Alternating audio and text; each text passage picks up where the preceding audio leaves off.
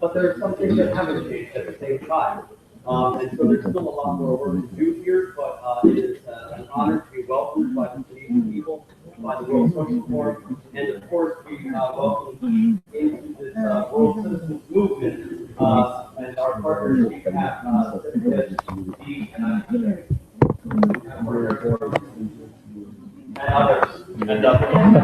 So, in any case, my name is Jessica Chen. I work in community engagement technology through a platform called Powerline. If anyone's interested in that, you can find me later. Today, though, I'm here to talk about the World Citizens Movement and how we got to where we are today.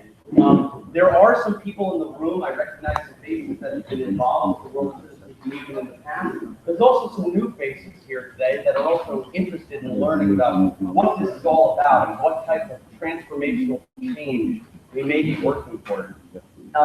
Just to give you some context, this group has been a very open group, and has been meeting, different people have been meeting over the last few years, depending on how you define it, to work toward building this World Citizens Movement, Global Citizens Movement.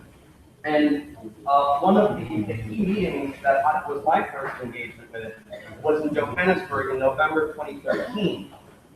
Where we created the Johannesburg Compass, which I'll talk about in just a moment. And the purpose of this initial meeting was originally actually to create a political declaration, the Johannesburg Declaration. And this was going to be a political declaration, and we were thinking maybe there were some outcomes that we would be working towards. But what happened was a little bit different than what we expected, because we wanted to go there to explore what unites us. Why are we all here? Right? We're sitting in this room right now. Something's bringing us together. We're not quite sure what it is. Right? There's a lot of different things that brings us together. So what we wanted to do is we wanted to explore what unites us, understand what we can learn from each other through a process that ultimately works towards determining what we can do to change the world. And so that first time, we're working towards this declaration, creating a vision for the world we want, and identifying ways that we could learn, link, and act. The way the process worked was really, really interesting. We had an open spaces initiative where people could come up with different breakouts and discuss different topics about exploring what is this world that we want. So there were a few examples. Nurturing networks to support activists, for example, was one breakout. There was a lot of discussion about what we've done to improve that. Challenging structures and systems, a recurring topic that continues to come up throughout the conference. And practicing and promoting trust, individual and collective action. What is the difference between those two? And exploring those as well. And in the process, what happened was each of these breakouts had a bunch of different ideas. Some of these topics that were raised can be seen in Sonia's excellent graphic harvest right here in the first Johannesburg Conference. Right? There's a lot of different topics in being discussed at the table. There's a lot of different topics that were raised.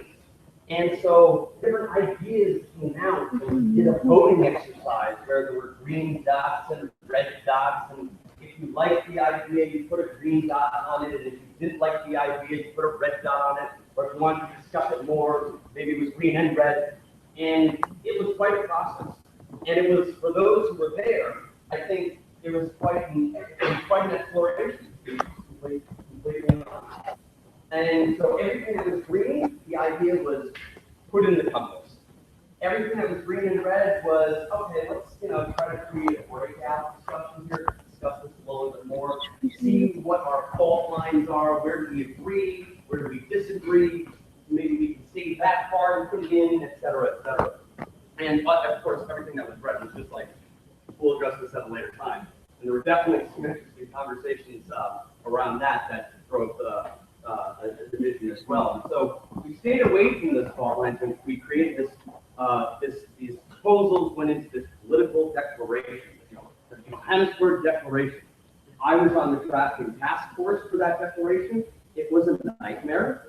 It was not fun, but it was ultimately a very extraordinary learning experience for me. And what the group found, the entire group found, that was in Johannesburg in November 2013, was, you know what, maybe we're not ready yet for a political declaration. Maybe we're moving a little bit too fast. And our keynote speaker at the time suggested that maybe we need to slow down, not act so fast in the ways that we usually act, and reflect a little bit further on these things that we had identified, these commonalities for the world that we want. And we took the declaration and it actually shifted to what we called the compass, which was this kind of general guiding direction, general set of principles that would help lead us forward going on into the future. And so after this process, a lot of interesting things have come out, but we had to create that compass because it was the realization that the political declaration would be a step towards the same old way of doing things. And so we didn't want to go forward with that. We also needed the chance to individually reflect, I think, on the compass, as well as collectively reflect, not just as attendees in Johannesburg, but with our organization, take some of what we had discussed back home to talk to people about it and actually have an open conversation, have some of these open explorations. And so there were some initiatives and some working groups that came out of that first meeting to kind of go out and discuss a little bit more. And so during the course of that next year, we have to figure out how do we balance really the world, the need for the world that we want, with the need for local action and diversity, right? So there's a difference for everyone, depending on your geographical, cultural backgrounds, about what this means, diversity, inclusion, what does it mean? So we needed to take some time to actually reflect on that. And there were, what became the compass, which I should briefly explain, I guess, a few highlights of it, was it became clear that the compass, the word compass, was starting to make a little bit more sense. Not quite as much sense as it makes now, but it makes a little bit more sense towards guiding these reflections. And so what we had decided was, okay, so we are who we are in this room, perhaps, as an invitation, right, to consider this way.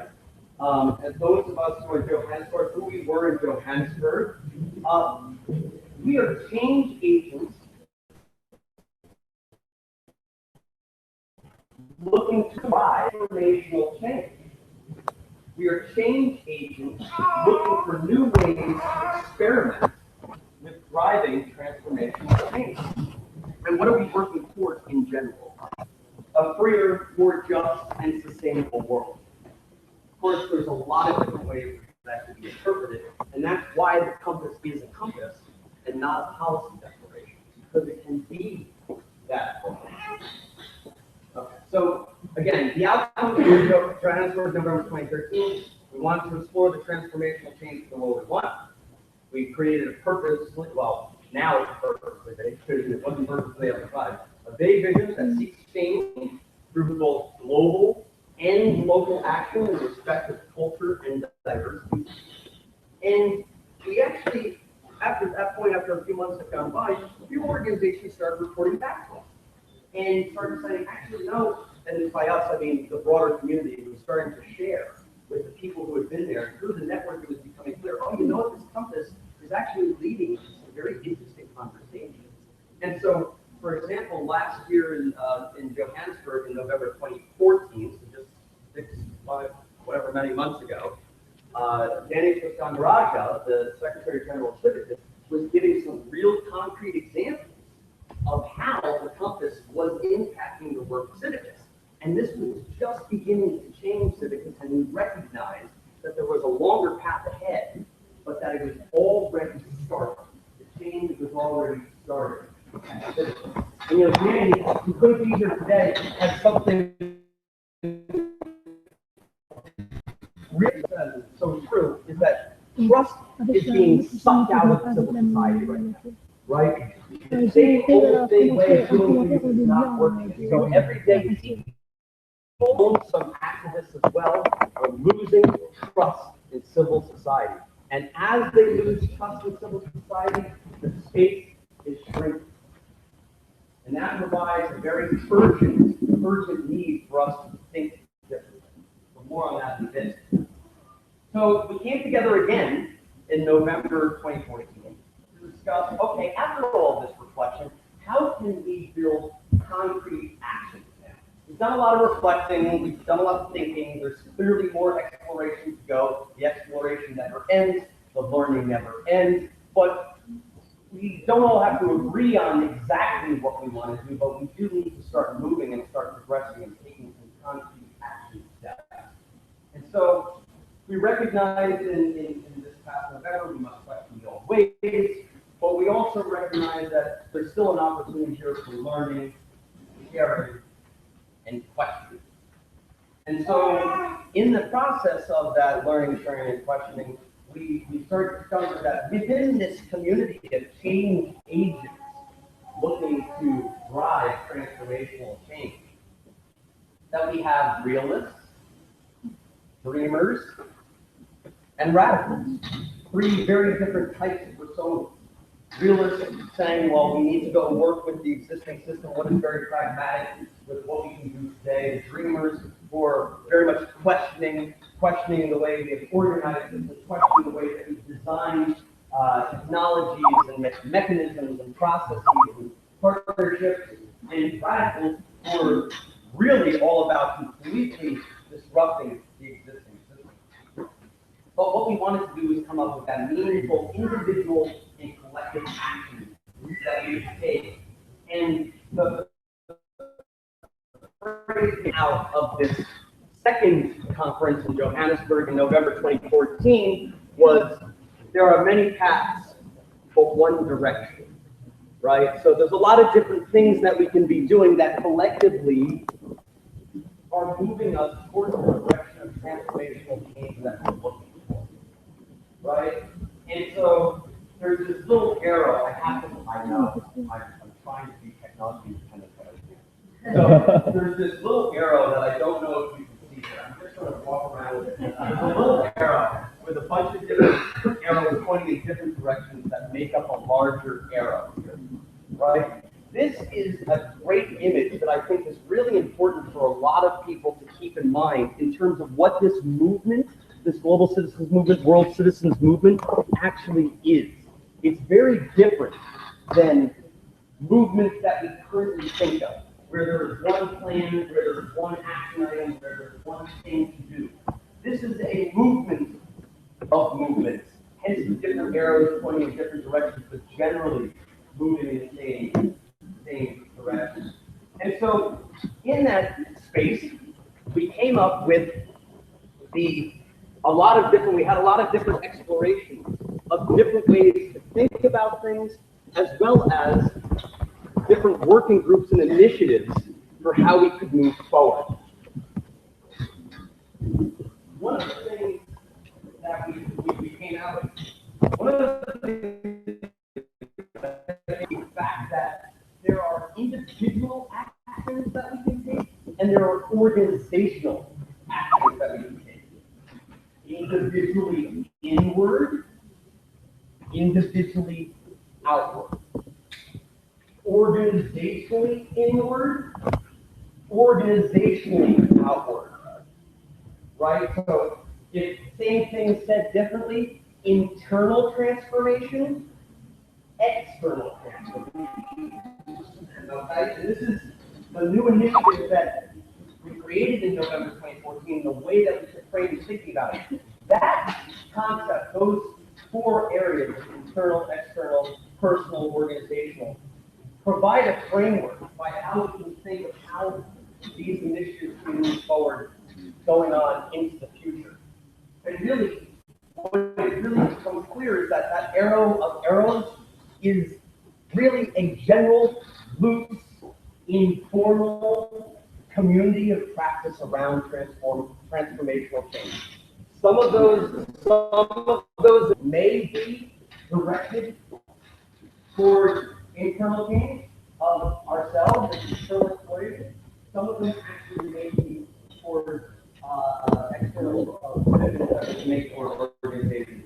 So in closing, there are many paths, one direction. There are many maps, there is one vague compass, right? And so today, we have a lot in store about how we can continue existing initiatives, connect new initiatives perhaps to this general community of practice, and perhaps create some new ones too. And we have to challenge ourselves to think differently, to challenge whether or not that we are truly being democratic in our organizations, whether or not we are making the right goals around what's happening after 2015. Are our small success stories enough? Do we practice what we preach? Are we creating real value? So in closing, we have to think differently. And again, if you wish, this is an invitation to become part of this larger, albeit informal, community practice for transformation. Thank you.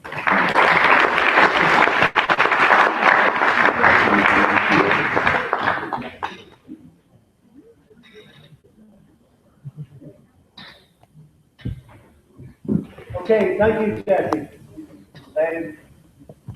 In approximately 25 minutes, 30 minutes, there will be an opportunity for you to interact more while is being said. So please keep that in mind. And throughout the day, we will try to make sure that you are involved much more, not just in listening, but also by being directly involved. You've heard some inspirations from Deeep. You've heard a little bit more of the history towards this movement, because where did the origin come from Jesse? It's quite complex, so not easily explained, but I think Jesse did a great job. But keep in mind the title of this session, Building the Gap Between Social Movements and NGOs. I think no better person that the organizers could have chosen for our keynote this morning in terms of providing a provocation to us, in terms of maybe NGOs, is there a gap? Can they do things more effectively? Personally, I'm passionately involved with an NGO, and I think we're an amazing organization. But 2 years ago, I heard our next speaker talk very passionately in Johannesburg about maybe some of the difficulties and some of the things that we could do differently, and maybe some of the challenges. And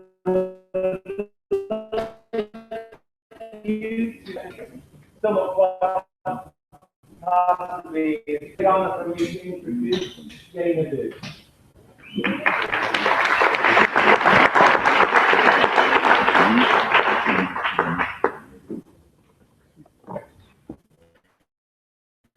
Maricom.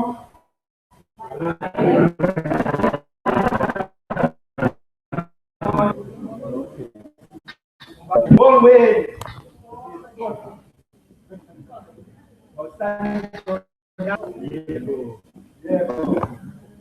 Thank you very much. It's a great pleasure to be here with you. I feel like a bit of a dinosaur.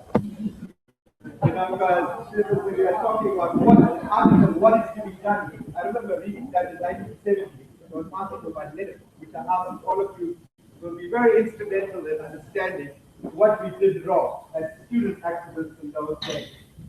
But also my caution to you all is that a revolution, which is what we hope to be the outcome of building a world culture movement, can never be choreographed.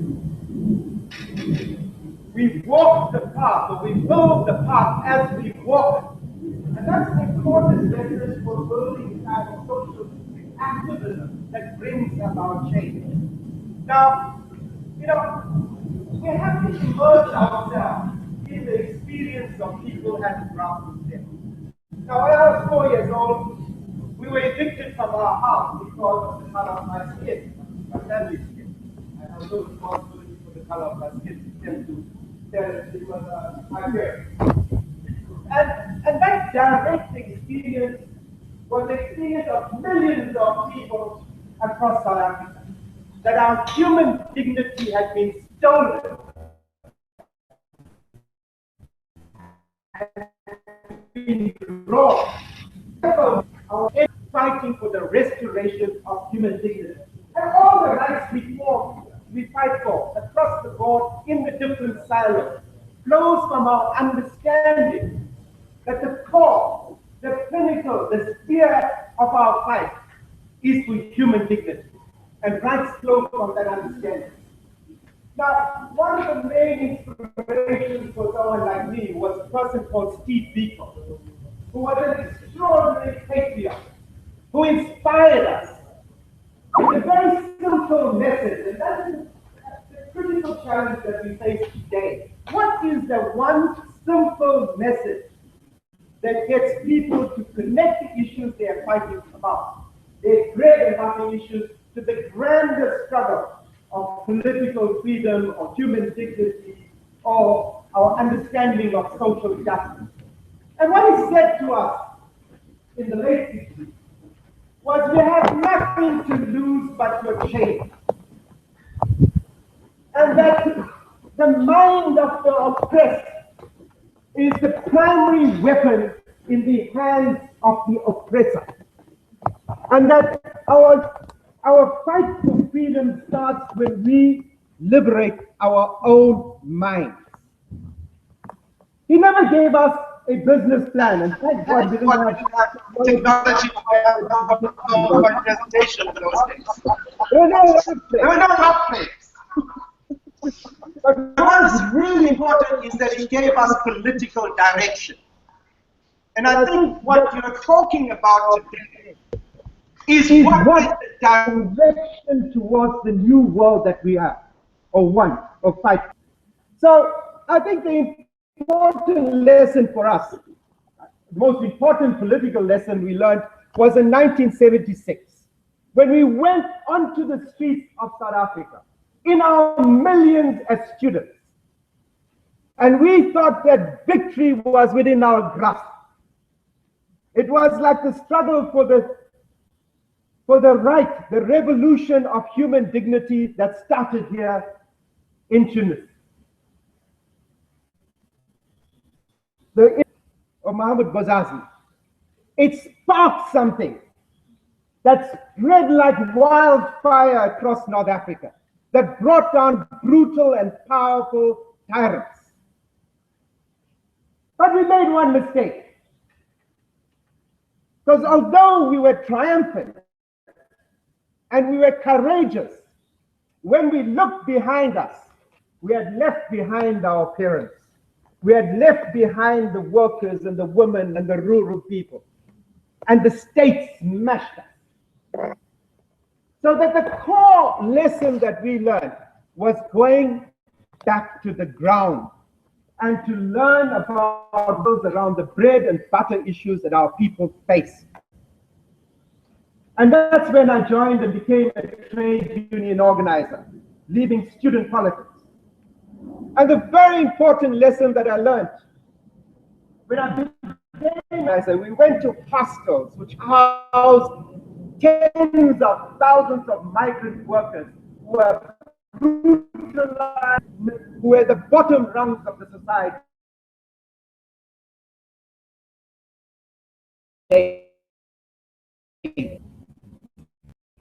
And the most important lesson I learned: shut your mouth,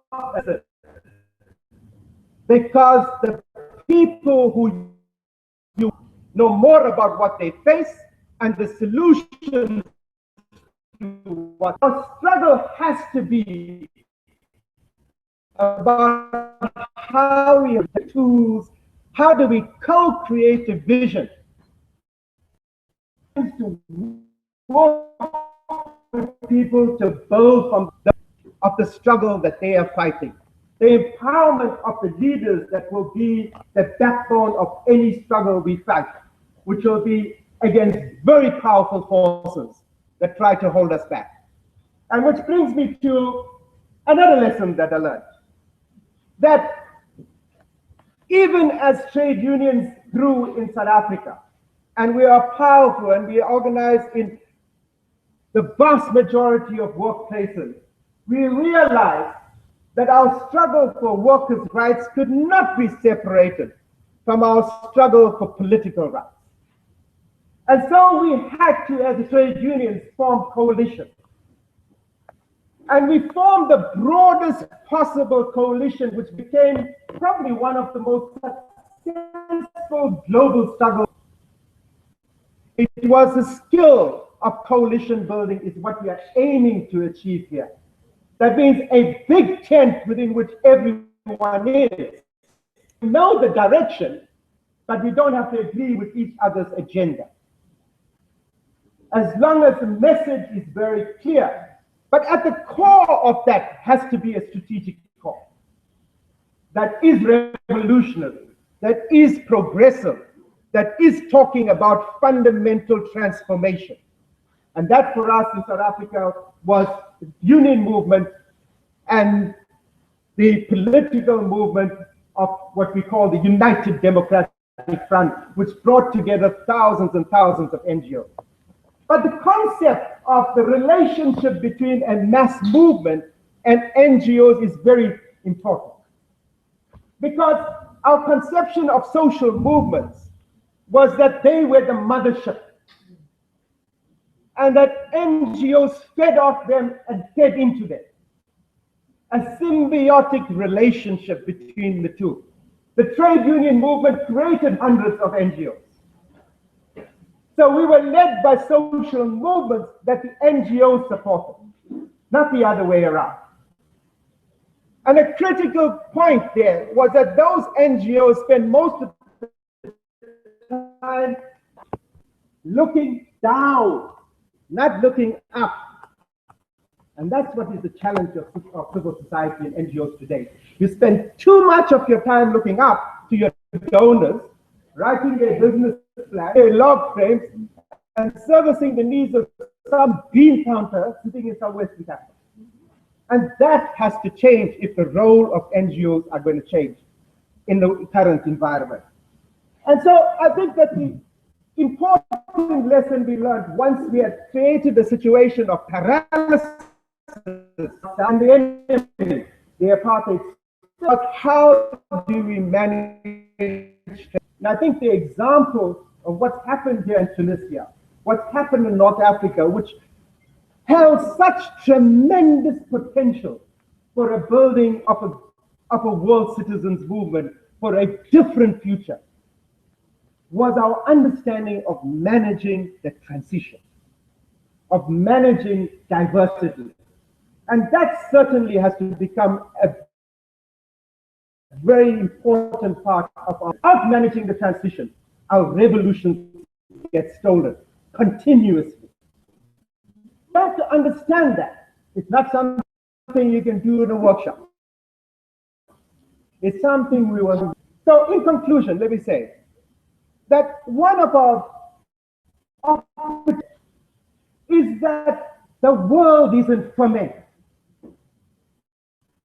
That's standing up and challenging the system. And our governments largely have been caught in this nexus of corruption between power and money. They have said that the fall in the union, in political parties, in public institutions. And as people are getting smashed, whether it's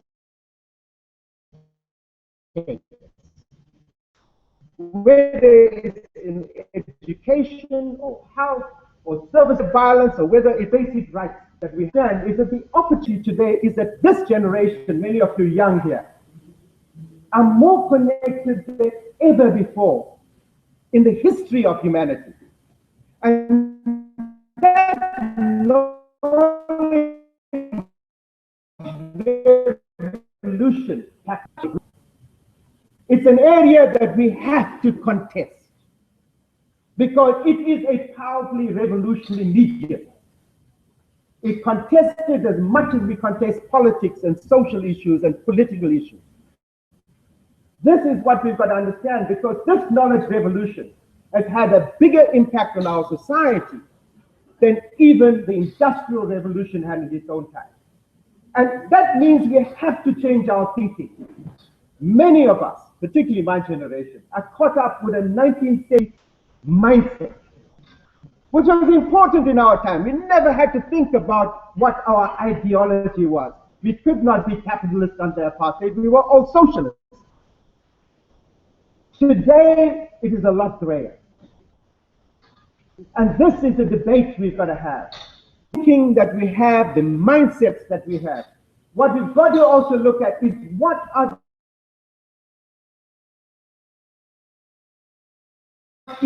government institutions, trade unions, political parties,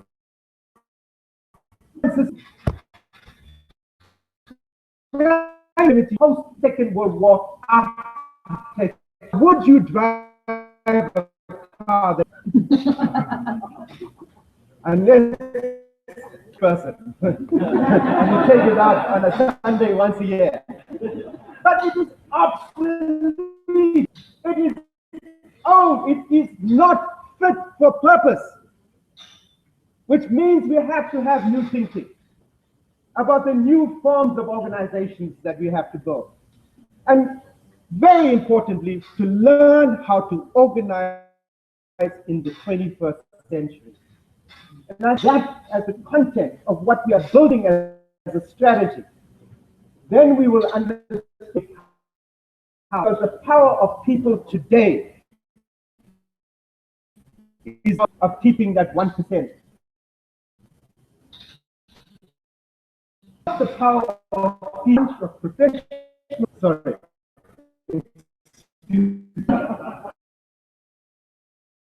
Cannot change the compass of the course of history is the reality, because time is running out, and unless we become relevant, we will become irrelevant in the future. Thank you very much.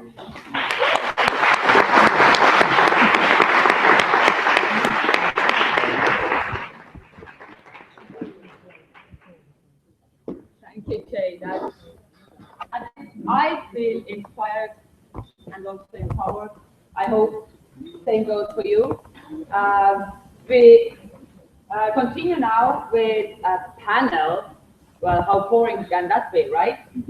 But it should be interesting because we are trying to see is there a conflict between NGOs, the kind of civil society establishment, and the social movements, which that sense actually could be a very good symbol of. So I hope those people who will come to give their input or ideas will not agree with each other. You don't have to fight, but really to see. Yes. Okay, Ole, take the floor. Thank you. We need a couple more chairs because we want to have this as a. We want to do this as a goldfish type conversation, so we'll have more people kicking off the conversation. So we'll have a chair here for other people to come and join as and when you want to. So it's an open dialogue. Yeah, let me physically bring the chair up. Yeah. So I'm Ollie Helen. I'm with Civicus. Civicus Alliance, one of the co-organizers. Great to be here with all of you. And it's a very, very hard act to follow what we've just heard. And we're really privileged and inspired to be here in Tunisia. Recent events and to see so many people turning out in favor of human rights, justice, and that dignity that we've just been hearing about. So I'd just like to invite up to the chairs. First of all, Seamus from Concord, Seamus Jefferson. Come on. I'd also like to invite Martha Benavides from GCAC. So we have the Seamus and Martha are on the NGO kind of side, if you like, although the lines are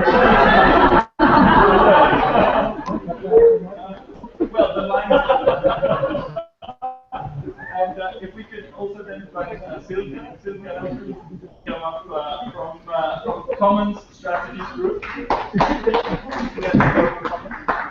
And finally, Ashish, also you join us, bringing a green perspective from the grassroots. So, just to get started, to Seamus and Martha, so do you feel that NGOs are sold out, that we're all just spending all our time responding to reports, that we've lost our way? What's your view on that? Martha's going to agree with everything.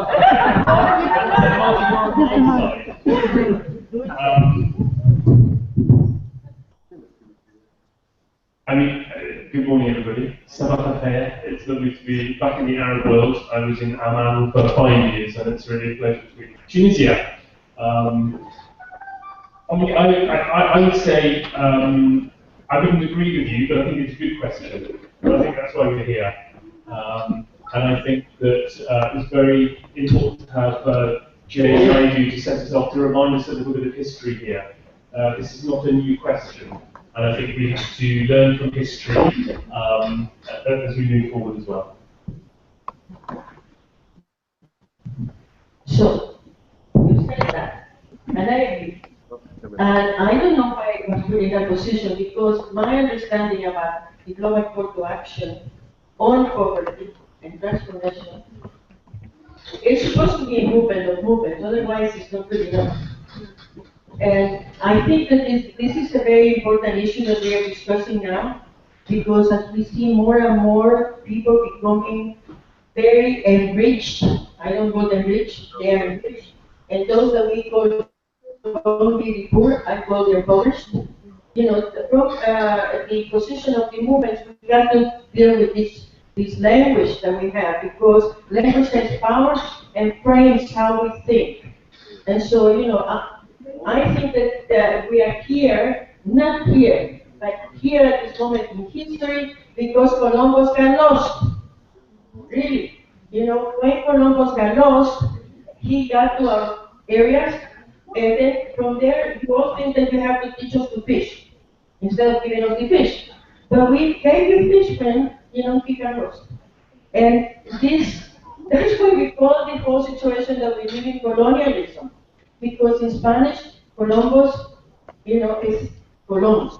And when he came to other parts of the world, he said, I take possession in the name of the Queen and of the Church. And I think that from there on, he started to do colonialism. And so at this point, we have a paradigm that is created like that. And when in 1982 we were discussing, that we have to discern better, because in what we now call the Americas, the Latin America and Caribbean, we always think that the colonial aspect is always taking us for a ride. And it's a very expensive and very painful ride. So we got to understand that at this point, the paradigm that we have has been set up for so many years. And even when we are being progressive, like creating NGOs, we are using the colonial perspective. So whatever we dream, or we are going to think about, is going to come from that paradigm, and it's going to come colonized. And even in Spanish, which is not my language, that is the only one I know now, because of that, and that's why I call Marta instead of Xochitl, for example, which is my name in my native language. We know that the beehives, is a colony, because everybody's working for the bee. So I think that we got to really discern this better, and I just want to bring us back to the compass, because I was, giving the compass idea at the beginning. Everybody has a compass inside, and we are called to discern and to read the signs of the times and make sense out of that. In Latin America now, what's called Latin America now, we say that our compass, our north is the south. That is the spiritual position.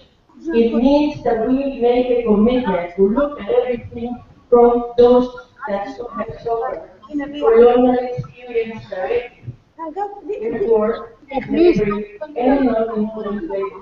So I'm just going to say that, but there's one more thing that I should say. You know, in the US, the Black Power came out, and people were fighting for the rights of the most impoverished peoples in the community, and they put fire in the communities.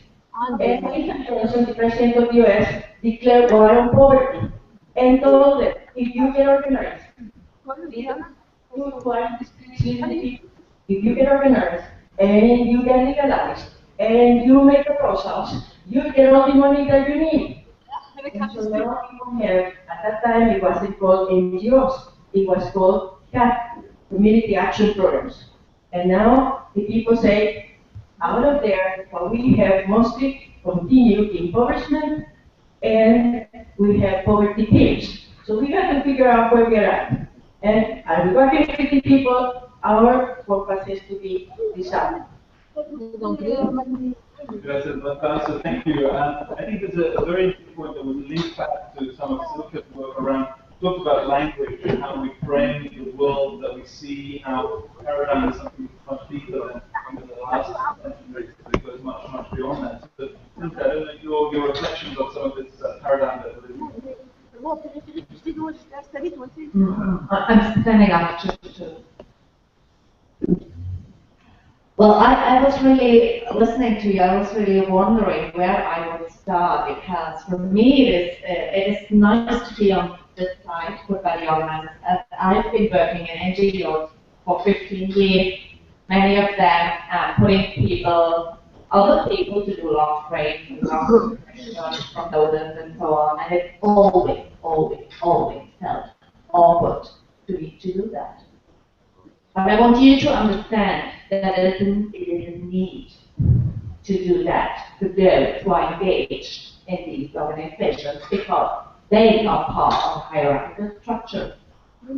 So actually, I don't want to repeat, and it's not, for me, it's not true that in Latin America we have other discussions. This will be a homogenization of Latin America. We have this fight between NGOs and social movements all over the world, and they end the discussion for the long 5 decades on the same issue. I want to ask you, to encourage you to reframe the question, actually. Because as we talk, if we talk about NGOs here and social movements there, we talk about organizational reform. And I want to stop to care about organizational reform as long as we should talk about shifting perspectives instead of shifting paradigm. What do I mean by that? I work with whatever NGO people, men, women, queer, whatsoever, NGO social movement, as long as I feel, and I love very much that image, the little arrows and the big arrow, as long as we move towards one direction, but in terms of a paradigm shift, what do I mean by that?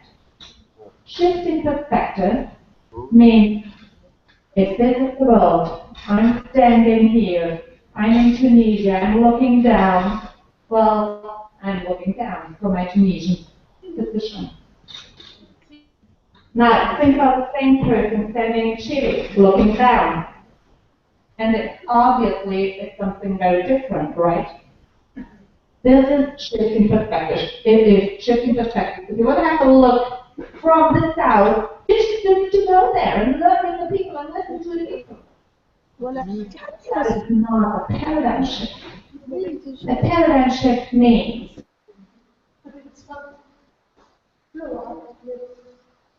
that the notion doesn't work anymore. And we need to reinvent the collective imagination. We need to think about not only the compass, because the compass is just a container. We need to think about what a container contains. So then, what are the commonalities between NGOs and social movement? What are the commonalities between all these efforts you have put so wonderfully on these papers. It is just for me, it's like so obvious that we cannot see it. It's in the word. Obviously, the commonalities among all of us are the commons. And commons means a different way of thinking. It means a different way of organizing. And it means a different way of doing. It is a social practice all over the world in its own right, in its own way. So we can stay different, moving towards the same direction. And I just want to pick up one last sentence, because I just last checked Jay's speech, right? I'm currently learning so much from the Jack Fellows movement in South Africa. And what I'm learning also from that is, it is not just that we built the revolution towards the commons, or whatever you call it, while walking. It is the path unfolds under our feet while walking. So we cannot even predetermine the right path and start walking. We need to walk in order to make the path unfolding under our feet. So we need to start thinking in terms of commons to be able to move towards another world.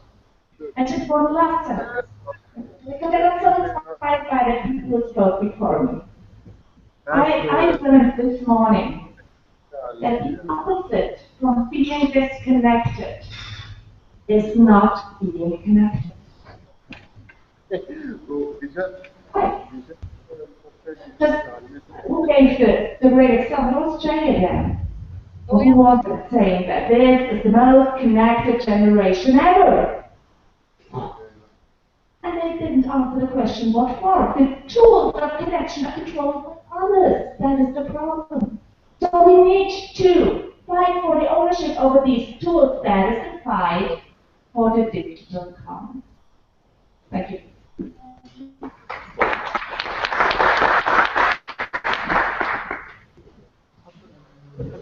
Actually, maybe building on that, I know that you have a lot of very practical experience around how we make that connection from the communities up into wider movements. I wonder if you could talk us through how do we practically walk this path?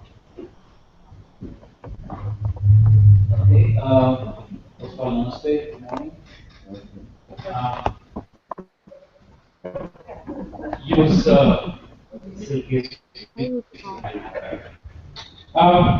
I think maybe we should start with what's going wrong in walking this path first. And I speak from the Indian experience, but it's probably universal. Which is that if you look at the relationship between social movements, people's movements, and NGOs, in the last 20 years especially, since we moved into globalization era in India, I guess this one countries across the world, people across the world, we're doing exactly the opposite of what Jay was saying. India is not following social movements. They're actually trying to, they are capturing the spaces, whether it's the spaces of decision making. So, governments and corporations find it very easy to say we are democratic because they've got that one NGO on their board or their committee or their national commission or whatever it is, or a bunch of NGOs. And it's those spaces of decision making, which is where the voices of the social movements, so the workers and the indigenous peoples and the fisher folk and the women and so on, should be, are actually occupied by NGOs. I'm not trying to say that all NGOs are like that, I'm just saying where it's going wrong. The second really crucial, I think, mistake that we're making as NGOs is what I would call politics of representation. So where we claim to be representing the people, which I think is an absolutely false claim. Nobody can represent the people except themselves. And by the people, I'm again talking about those who are currently disprivileged or oppressed or are not part of decision-making processes. And I think it's this capturing of representatives, which at least in the Indian context, it's actually getting worse. And it's getting worse, especially because the global forces have that much more money to pump into the NGO sector. They have that much more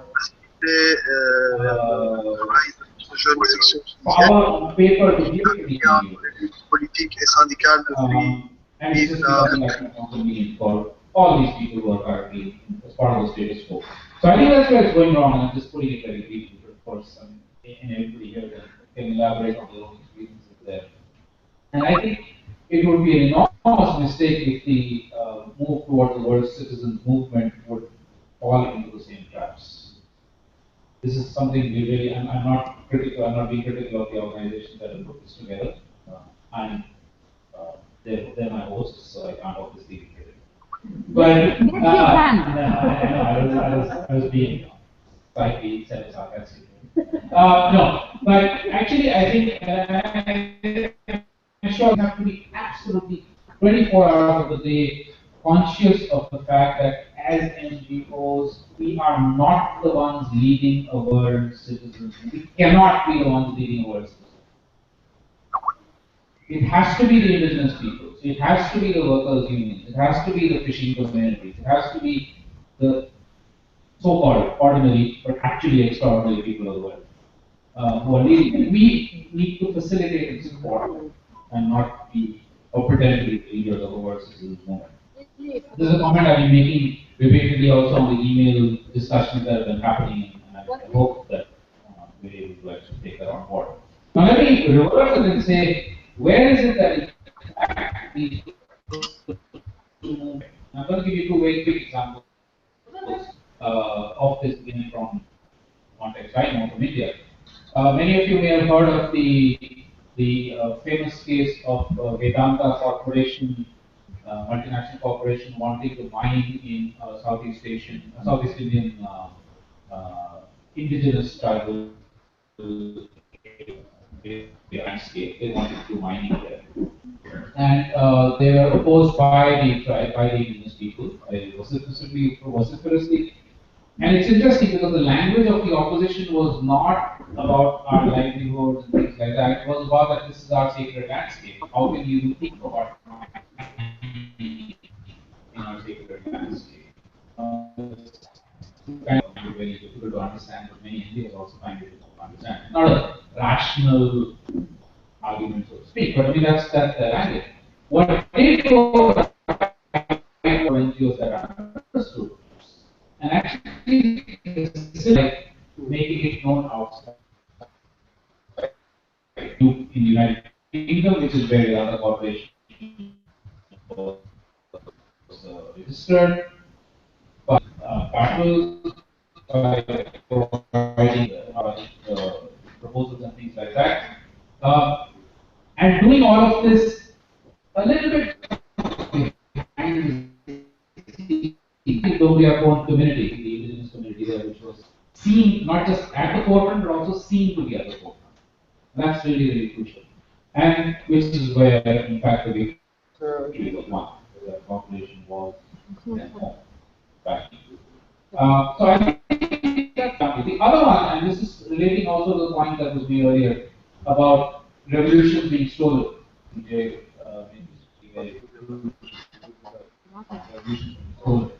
Is that I think we've been very good, and this is a bit of a critique also of social movements here, that social movements have been very good at saying what's wrong, and fighting that, and fighting it hard, and defeating that also in many cases, and creating revolution and changing regimes like here.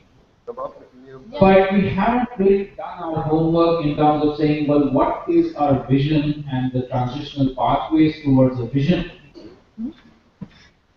Yeah, and unless we do that, we realize that in fact it's very easy for the powers that we to steal these happening repeatedly across the world. So the attempt at actually trying to create alternative visions.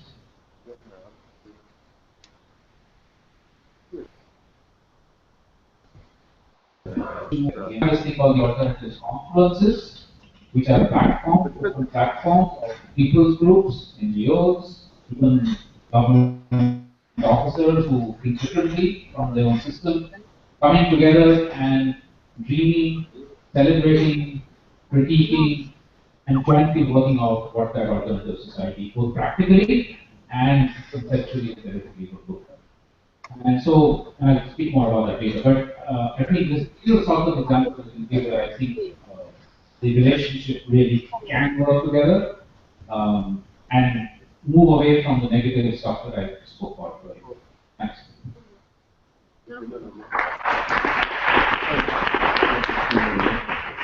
Thank you. So we've had the first round of thoughts. So I'd like to invite someone else to come up and join us. Anyone feel inspired that they have something that they want to share? I'll just bring the other chair over.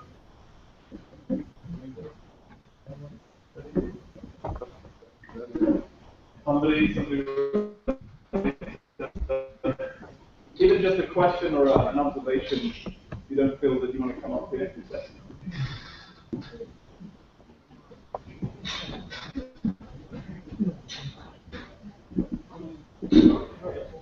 Good morning, everybody.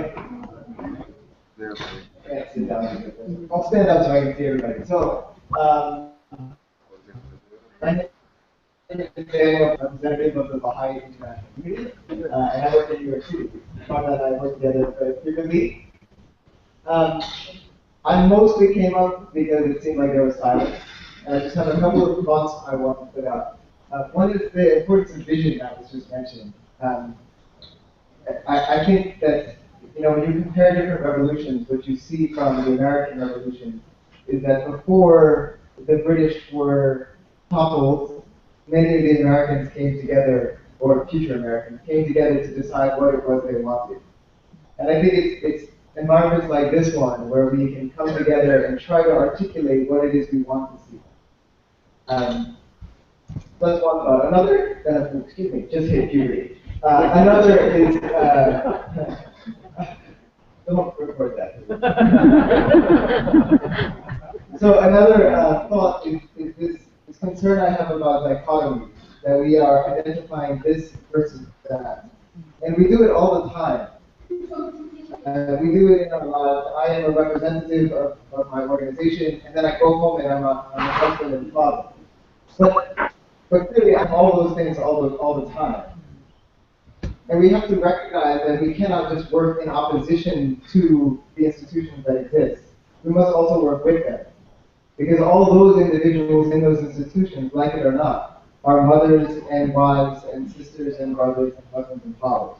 And so this idea that you have this kind of movement and that kind of movement and this kind of institution and that kind, and we have to organize ourselves in opposition to, I think will only get us so far. And we're seeing that time and again. And we have to learn how to build this community together with those with whom we disagree. And then the last element is one of learning. That every approach we take must have at its heart the idea that we're here to learn. Nobody has the answers yet, and we must all work together to learn. And so questions that put forth this dichotomy, how is this bad, how is this good, are not questions that I think promote learning. And we need to find those kinds of questions to ask. So I hope somebody else will take the floor and help me learn more.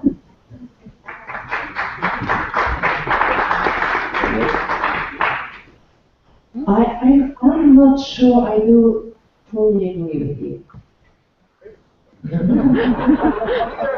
Because I was feeling like this when you said that we need to overcome the thinking in dichotomies, right? Culture versus nature. Good versus bad. So I do very much agree with that.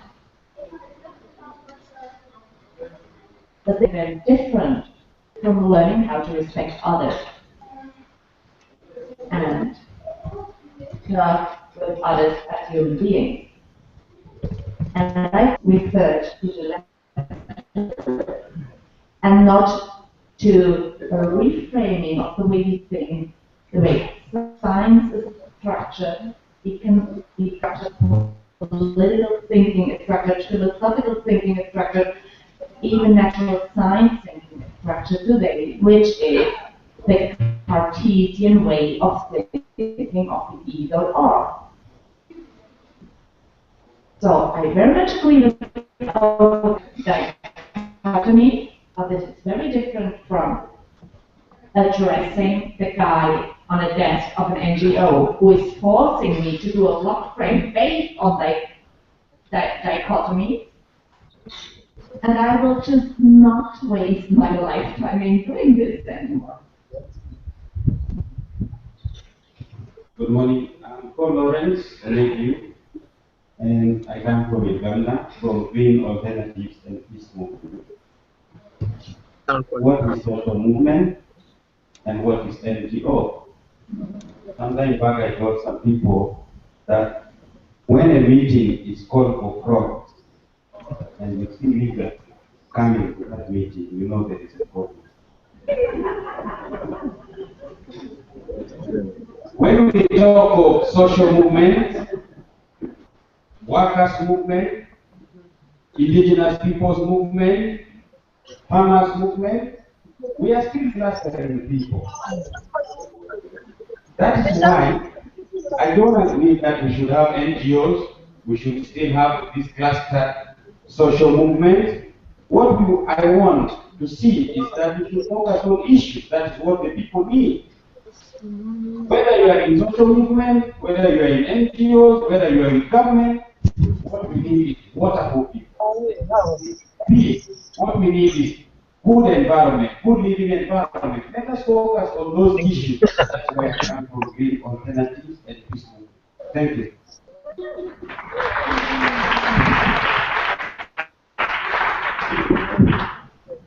Just a quick response to that. I think I would certainly do this. But I think there is something also to be said about identities. And I speak, for instance, now on behalf of our understanding some of the indigenous people's movements. For them, it's crucial that they are self-identified and identified by others as indigenous peoples. Their issues may be similar to the ones you spoke about, or they may be similar to non-indigenous peoples, or they may not. But it is crucial for them to understand. It's the same with workers, the fishing community. These are really, really important self-identities that they want recognized by others. So it's not in terms of saying in opposition to somebody else, but in terms of what is one's own cultural livelihoods, occupation.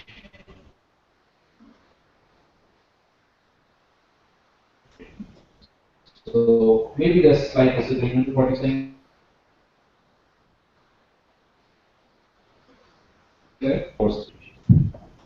I'm Nuno, from South Portugal. I came to maybe bring one more element in this reflection about dialogue and trying to make a vision for the future. One of the things that struck me most in the last 7 months of thinking about bringing systemic change and really trying to make a paradigm shift is that nobody of us have a right answer to the problems we face. And we've been talking here about, unfolding the path while we're walking. So I think one of the most relevant things in this kind of spaces is that we are able, in order to have a meaningful dialogue that can maybe help us to understand the future that is wanting to emerge, is to accept that we don't know, and to get rid of our institutional and frames that we've been talking about. Because I have a feeling each one of us comes from different movements, we have different agendas, we come from different NGOs, from different contexts, and it's great to acknowledge that. But somehow, along the process of listening to each other, we need to start to get out of that.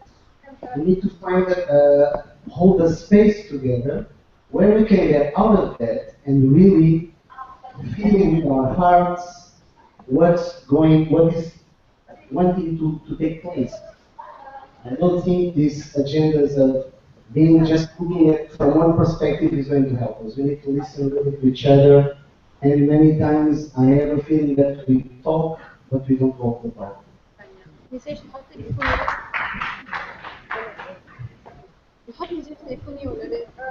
the great privilege to get to know each other and to talk with each other. Not talk to each other, but with each other. That's what is so important. And so you see, for example, he's right. We have to have our own name. For example, we are the Indians that are not from India. Those of us that come from what is now called the Americas. America has and it's not what is called Latin America either. You know, and even when we say, we know that. And so, for example, we have to live with that dichotomy. And we have to accept that that's what it is. And the whole regulation and the system in which we live has been given to us. And we have to constantly live in the other. You know, like indigenous people are always living their own processes. And for example, when we talk with them about the world we want, they say, who is the we? Because we have been given a world. And so, for example, right now, that's why we have to take into account everything and really get out of this thinking and pay attention to the words we use. Because remember how recently they have been talking about empowering women because they bring this and this into the system, you know. But we don't need to be empowered. Everybody is powered.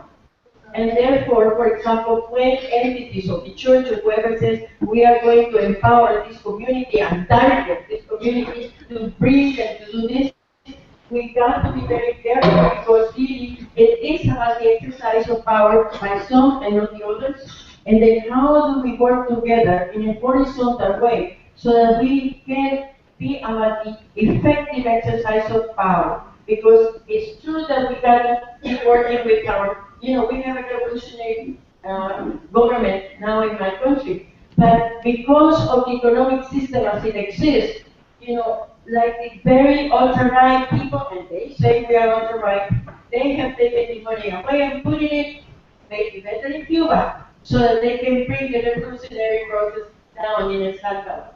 You know, so there's no jobs. And we have 500 people leaving every day from our country, mostly young people. And we have the gangs. So, you know, we've got to take all this into account. That's why we are called to discern the signs of the time and the times, because it's times.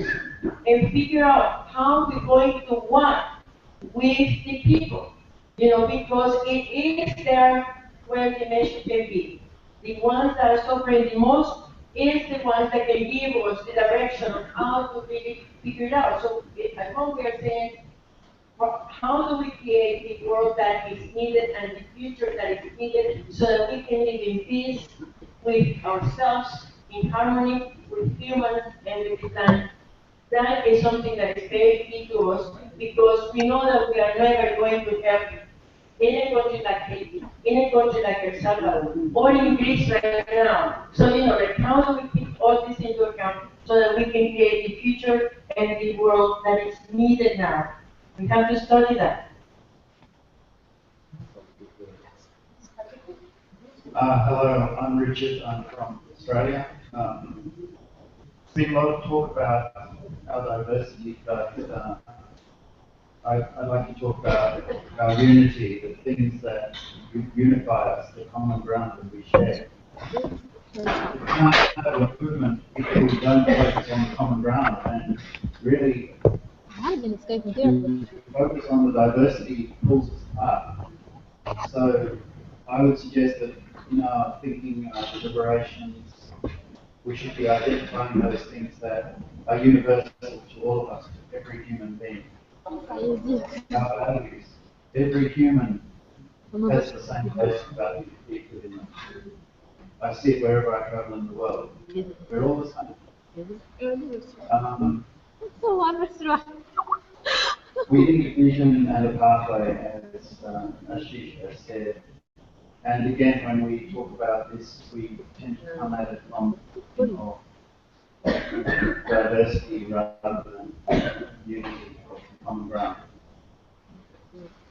There are some things around which we can scaffold vision, some things that are universal over which we have, and they of nature. Nature dictates what is possible. Well, is living in possible. Civilization will end this century if we do not build our movement and change direction. So if we want to start with a vision, let's just start with the physical principles met in a sustainable world.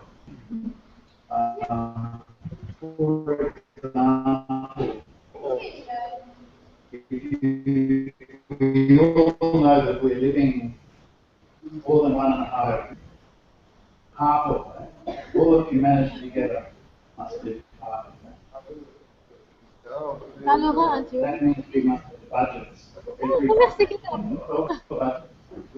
Kilos unbelievable. We take from the planet every year on a sustainable level. And this has to be shared by all of humanity. And if you think about it, when you see how little there is left, probably bad language, but when you look at the interest of what is left of nature's capital, it's a very small trickle. There isn't much there. The only way that we can survive is to share it evenly. That's not it's not an ideological point, that is a scientific point.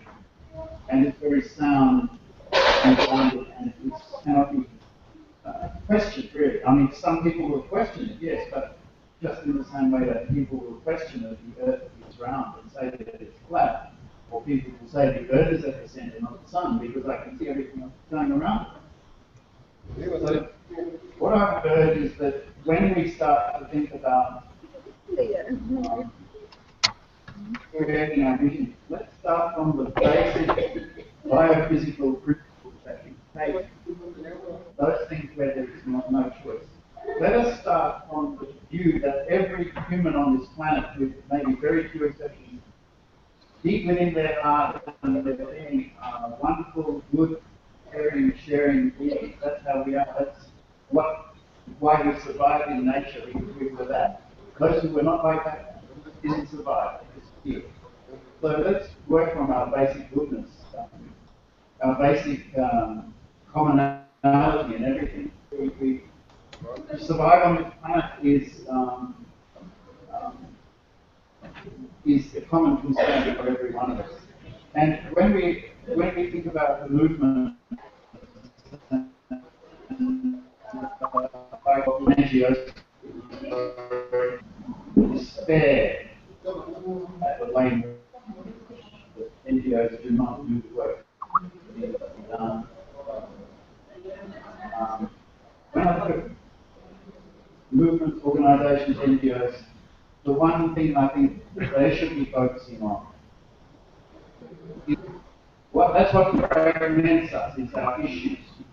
It's fundamental to this issue that let's look at the systemic roots that underlie all of those issues, because they are the thing that unify us, our common ground.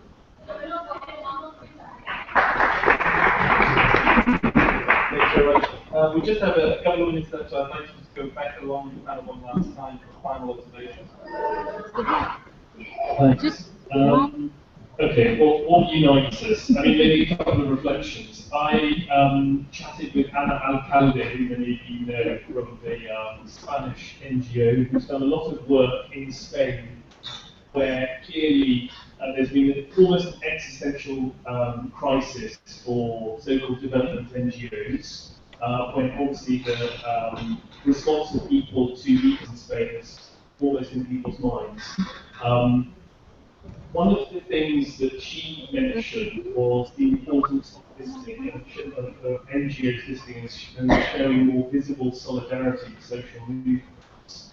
I was at the conference of the Spanish NGOs some time ago, and one of the NGO people made the point that when there was a teachers' strike in Spain, the teachers' union said to this NGO, listen, when you wanted to do your development education sessions, we lent you our classroom, gave you our resources. Now, are you coming on strike, are you coming on a demonstration with us this Saturday? So I think that, we also need to physically, manifest our solidarity with social movements who want to become closer to them, and if we want to, be serving them rather than the other way around. I think the other thing that I would just mention would be that there's been a lot of talk in the last couple of years about people-led accountability. That's very jargony. The last event I came in this sort of series was in Johannesburg 18 months ago, and there was a very good presentation by Civicus actually on how to use, how people with their smartphones or any other technology can very easily account for public services, for example. So if rubbish bins are not collected, they can say, well, in this area, this is not happening. So it's very easy for people to be actively involved in their own governance. And I think that's something that NGOs with resources, with access to technology and so on, can try to build platforms and facilitate that public engagement. We talk a lot about the and monitoring what's going on and saying how that relates to their own lives. And I think those bills are just going to remain at a governmental, international NGO level, which is not really going to affect anybody. My name is Aya, and I'm from Tunisia.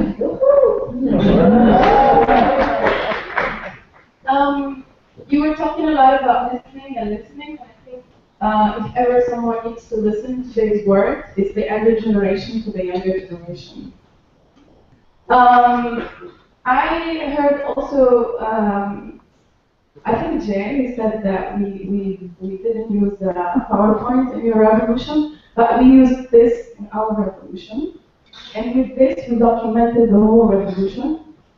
And with this also, we told our post-colonizer friends in the United States that we're not troublemakers and that we're people standing up for their rights.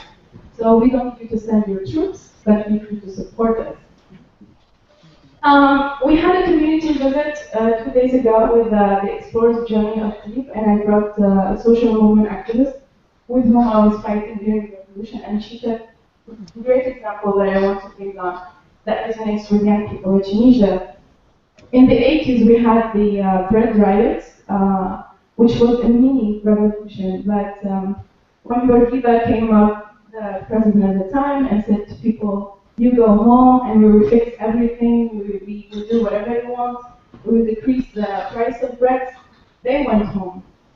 But when Ben Ali came up and said, we opened YouTube, no more censorship, you have everything you want, we didn't go home and we kept resisting because we didn't die to have YouTube and to have freedom of internet. We died to have human dignity, to have social justice. And I don't also agree with having an alternative when we do a revolution. A revolution is spontaneous mass movement that has to learn on the way and that has to build itself. So we also need to learn during our transition and how we have to process that revolution. But maybe the difference between Tunisian youth and other movements around was that we were being watchdogs to whatever is going on. We didn't go back home and just said, we made or we overthrew the dictator, but the dictatorship was still there, and we kept fighting for the transition. So to prepare for an alternative, I don't think that's the right approach to deal with it. It's a process of transition that we have to go through, all of us, politically, socially, and economically, etc. So I'd just like to end that the younger generation. Because I know that we have a different approach, we have different tools. We see the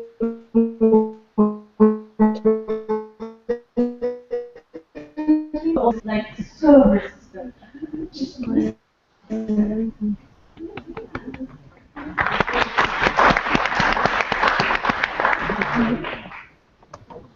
So this is a very spiritual thing, really. You know, to learn to discern what's going on, and then what is it that we are going to make the choices from. So the reality is that older and younger people have to work together to create the world that is needed and the future that is needed, and to guide those that are stuck. Ban Ki-moon is our staff. The president of any country is our staff. You know, anybody that gets paid by the taxes is our staff. We are government. We got to learn to govern. So it's not just to go and choose somebody to put in a position. We is where the buck stops. So I hope that we make the right choices. And it's true. The revolution is a process, and it's a joyful process. And it's great to be here alive here in this beautiful planet and with you today.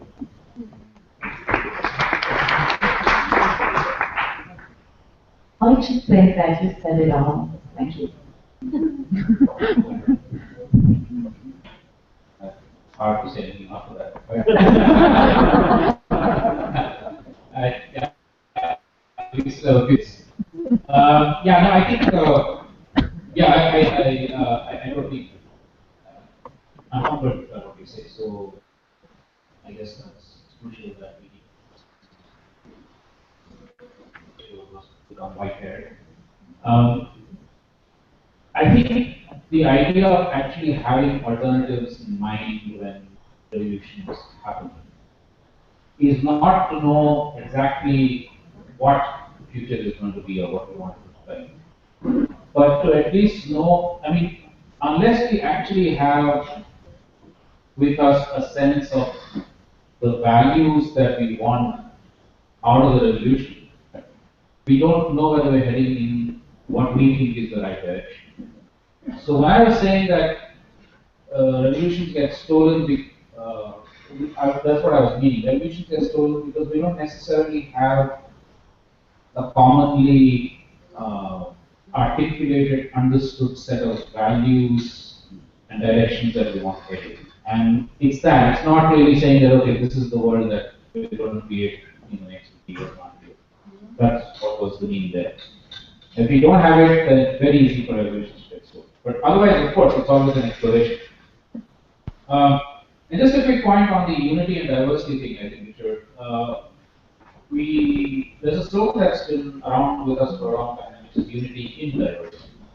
There's no necessary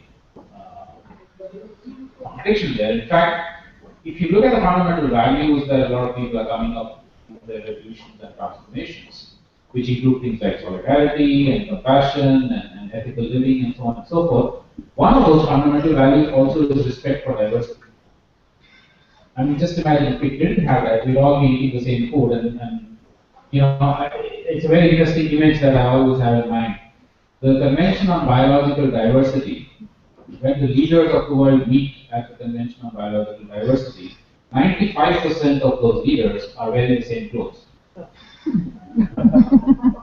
Just think of the irony there. Yeah, and so it's really actually about celebrating the fact that the world is based on diversity, whether it's biological or it's cultural or whatever. Then there's no necessary contradiction there. So it's actually unity and diversity. Unity is about values, and I think that's where again we need to follow social movements together. Because I think a lot of them actually have got it right, whereas a lot of NGOs probably haven't. So that's going back to the topic again, where NGOs need to follow these social movements. Thank you. So, thank you all, and thank you to everyone who's been able to get involved. I think it's been a good start to a dialogue, and to reassure one of your points earlier, Civicus is very much in listening mode and is keen to build that wider dialogue. So we see this as part of a process. Many of you will know there's just been a letter come out just in the last day, NGOs, Oxfam, Action Aid, Greenpeace. This is something that we're taking very seriously, and I look forward to continuing the conversation. And Bobby.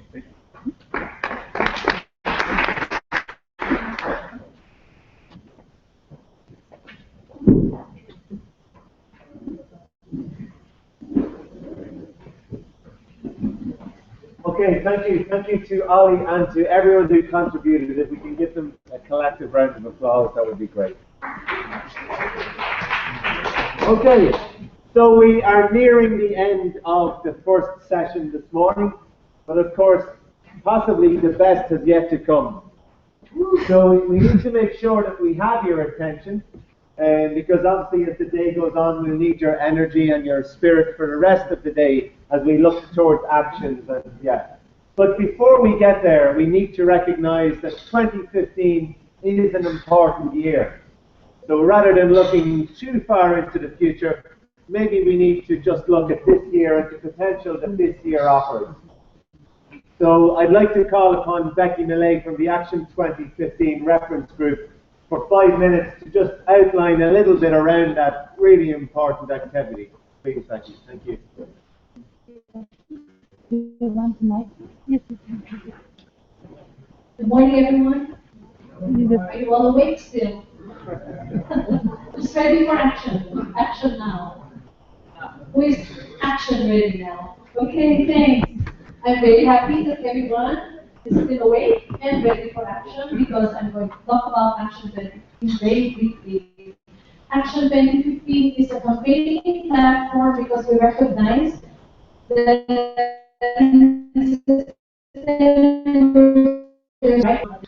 talking about the sustainable development goals that are going to be announced in September. Sustainable development draft has come out in 169 indicators. Uchita. Uchita knows all the goals and all the indicators. Okay, so we're looking at those processes. Those are very formal processes that are happening. Our governments are actually involved in the negotiations right now. So there are a lot of human. There was news that happened very recently, and now some others were ending in 2015, in September. And then there is distance of parties. There's going to be an endurance on climate. I come from a country that is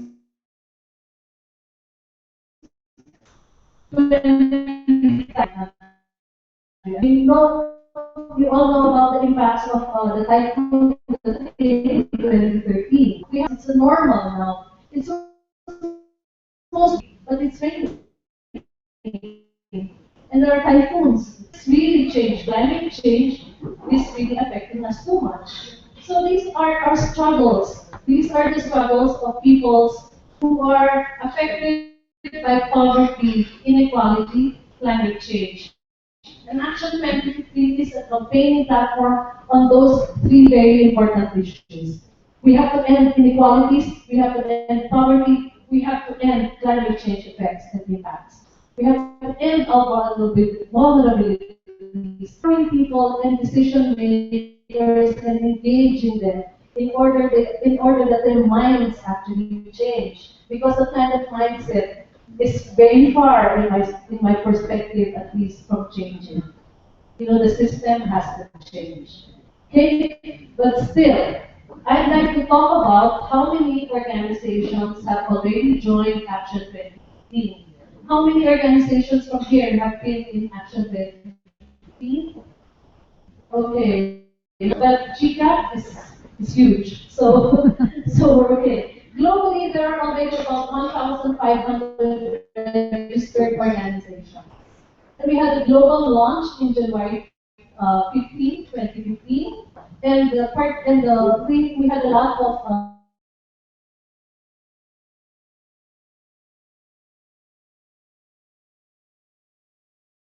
I mean, a lot of groups from different countries, very diverse. And what we want is for pressure to be put on our leaders so that this see the nexus between climate change, poverty, and inequalities. We need transformation, but we cannot do that without informing people and trying to be more inclusive, more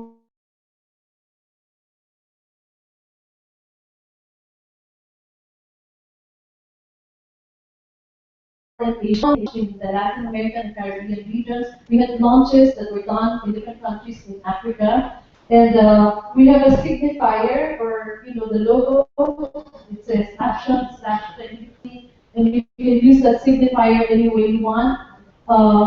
What we have done, for example, is a lot of mobilizations in Costa Rica. People took their bicycles to raise the profile in a campaign, in a cycle rally. So they went bicycling. It's the different movements that they did. In Cote d'Ivoire, young people gathered on the beach for photo stunts and opportunities to, show how many people have joined. And in India, young people and communities met their leaders in 15 states and 150 plus districts to deliver their messages. In Lebanon, a human chain of 15 was created in downtown Beirut. In New York, the Secretary General of the United Nations, Ban Ki-moon, met a group of 15 young people to discuss what they want. So far, our total social media reach is 55.8 million people. So at least the young people are being mobilized. So we're listening to you. And then the number of times the people tweeted about Action 15 was registered to be about 46,000. So we're getting all these multiplier effects from our actions.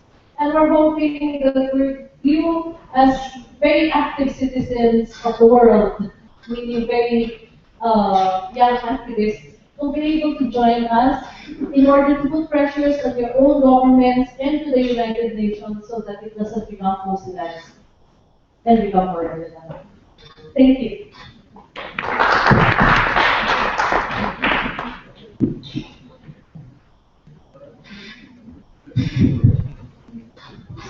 Not anymore testing football voices. Thank you.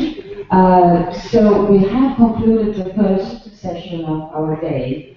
We will have a brief until 11:50, so 20 minutes. When we come back, we trying to test some different ideas how to bring about a change due to feminism and good aspects or something else. And practical information downstairs, toilet, through the lobby of the university.